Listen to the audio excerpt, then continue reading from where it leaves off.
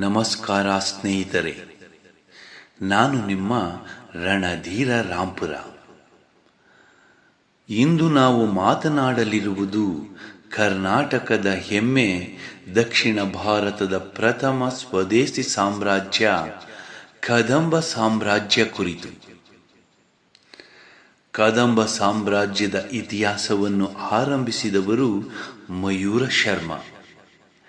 ಇವನ ಆಡಳಿತದ ಅವಧಿ ಕ್ರಿಸ್ತಶಕ 345ರಿಂದ ಕ್ರಿಸ್ತಶಕ 365ರವರೆಗೆ. ಬನವಾಸಿಯನ್ನು ರಾಜಧಾನಿಯನ್ನಾಗಿ ಮಾಡಿಕೊಂಡು ಕದಂಬ ವಂಶಕ್ಕೆ ಭದ್ರ ಅಡಿಪಾಯ ಹಾಕಿದ ಮಹಾನ್ ಸ್ಥಾಪಕರು. ಮಯೂರವರ್ಮನ ನಂತರ ಪಟ್ಟಕ್ಕೇರಿದವರು ಅವನ ಮಗ ಕಂಗವರ್ಮ. ಕಂಗವರ್ಮನ ಆಡಳಿತದ ಅವಧಿ ಕ್ರಿಸ್ತಶಕ 365ರಿಂದ ಕ್ರಿಸ್ತಶಕ 390ರವರೆಗೆ. ಶೌರ್ಯ ಮತ್ತು ರಾಜಕೀಯ ಸ್ಥೈರ್ಯದಿಂದ ಸಾಮ್ರಾಜ್ಯವನ್ನು ಕಾಪಾಡಿದ ಆಡಳಿತಗಾರ.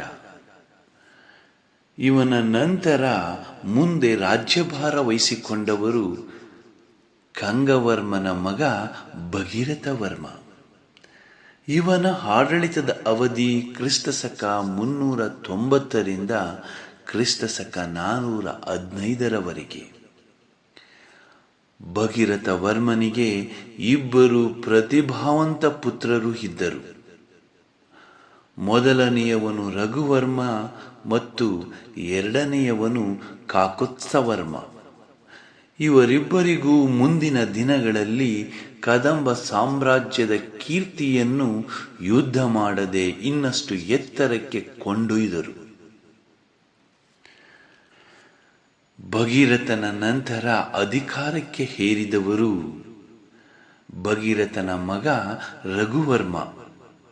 ರಘುವರ್ಮನ ಆಡಳಿತದ ಅವಧಿ ಕ್ರಿಸ್ತಶಕ 415ರಿಂದ ಕ್ರಿಸ್ತಶಕ 435ರವರೆಗೆ.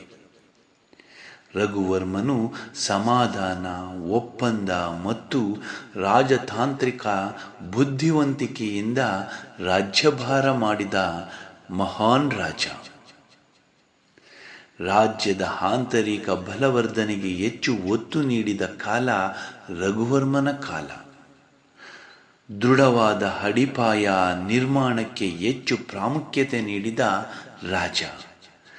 ಇತಿಹಾಸದಲ್ಲಿ ಸುವರ್ಣ ಯುಗವೆಂದು ಕರೆಯಲ್ಪಡುವ ಕಾಕುತ್ಸವರ್ಮನ ಆಡಳಿತಕ್ಕೆ ರಘುವಿನ ಸ್ಥಿರ ಮತ್ತು ಸಮತೋಲನದ ಆಡಳಿತವೇ ಬಲವಾದ ನೆಲೆ. ರಘುವರ್ಮನ ನಂತರ ಕಾಕುತ್ಸವರ್ಮ ಅಧಿಕಾರವನ್ನು ವಹಿಸಿಕೊಳ್ಳುತ್ತಾನೆ. ಇವನ ಆಡಳಿತದ ಅವಧಿ ಕ್ರಿಸ್ತಶಕ 435ರಿಂದ ಕ್ರಿಸ್ತಶಕ 455ರವರೆಗೆ. ಇವರು ಕದಂಬರ ಶಕ್ತಿಶಾಲಿ ರಾಜರಲ್ಲಿ ಪ್ರಮುಖರು. ಸ್ನೇಹಿತರೆ, ಕಾಕುತ್ಸವರ್ಮನ ಕಾಲದಲ್ಲಿ ಕದಂಬರು ಕೇವಲ ಕರ್ನಾಟಕದ ರಾಜರಾಗಿರಲಿಲ್ಲ, ಭಾರತ ಮಟ್ಟದಲ್ಲಿ ಗುರುತಿಸಿಕೊಂಡ ರಾಜವಂಶ.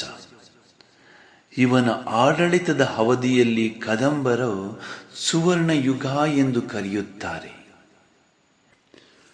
ಉತ್ತರ ದಕ್ಷಿಣ ರಾಜಕೀಯ ಸೇತುವೆಯಾಗಿದ್ದನು ಕಾಕುತ್ಸವರ್ಮ. ಕಾಕುತ್ಸವರ್ಮನಿಗೆ 3 ಪುತ್ರರು. ಇವನು 3 ಪುತ್ರರನ್ನು 3 ಶಾಖೆಗಳಾಗಿ ವಿಂಗಡಿಸಿ ರಾಜ್ಯಭಾರವನ್ನು ವಹಿಸಿದನು. ಶಾಂತಿವರ್ಮನಿಗೆ ಬನವಾಸಿ ಶಾಖೆಯನ್ನು ವಹಿಸಿದನು. ಶಾಂತಿವರ್ಮನ ಆಡಳಿತದ ಅವಧಿ ಕ್ರಿಸ್ತಶಕ 455ರಿಂದ ಕ್ರಿಸ್ತಶಕ 460ರವರೆಗೆ ರಾಜ್ಯಭಾರ ಮಾಡಿದನು. ಶಿವಮಾಂಧಾತೃ ಕುಂದಲ ದೇಶದ ಶಾಖೆಯನ್ನು ವಹಿಸಿಕೊಂಡು ಕ್ರಿಸ್ತಶಕ 460ರಿಂದ ಕ್ರಿಸ್ತಶಕ 475ರವರೆಗೆ ರಾಜ್ಯಭಾರ ಮಾಡಿದನು.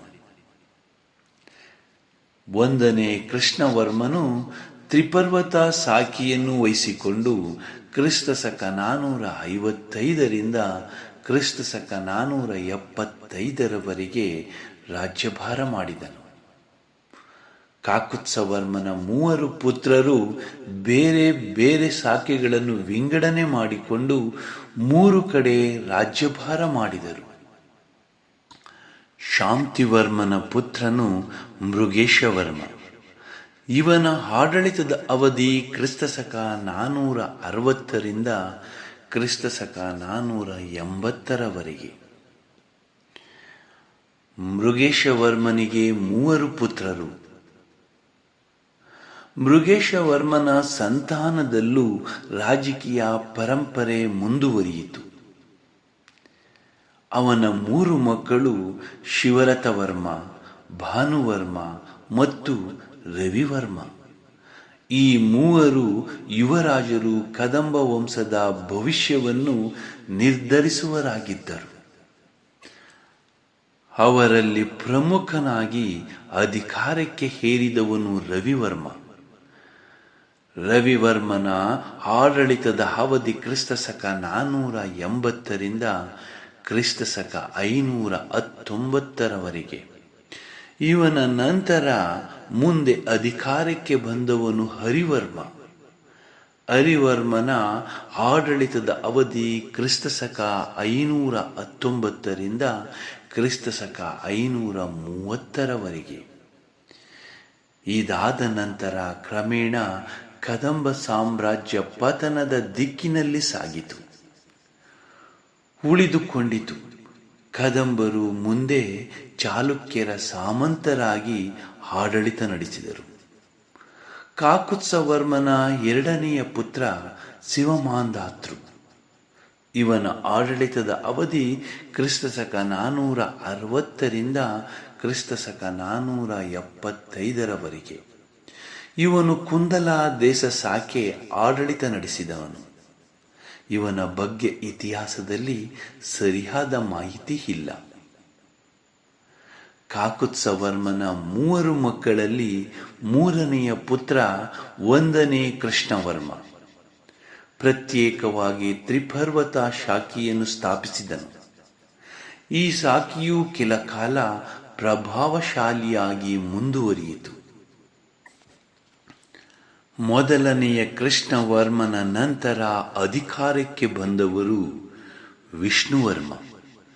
ವಿಷ್ಣುವರ್ಮನ ಆಡಳಿತದ ಅವಧಿ ಕ್ರಿಸ್ತ ಶಕ 475ರಿಂದ ಕ್ರಿಸ್ತ ಶಕ 485ರವರೆಗೆ. ವಿಷ್ಣು ಶರ್ಮನ ನಂತರ ಅಧಿಕಾರಕ್ಕೆ ಬಂದವರು ಸಿಂಹವರ್ಮ. ಸಿಂಹವರ್ಮನ ಆಡಳಿತದ ಅವಧಿ ಕ್ರಿಸ್ತ ಶಕ 485ರಿಂದ ಕ್ರಿಸ್ತ ಶಕ 516ರವರೆಗೆ. ಸಿಂಹವರ್ಮನ ನಂತರ ಅಧಿಕಾರಕ್ಕೆ ಬಂದವರು 2ನೆಯ ಕೃಷ್ಣವರ್ಮ.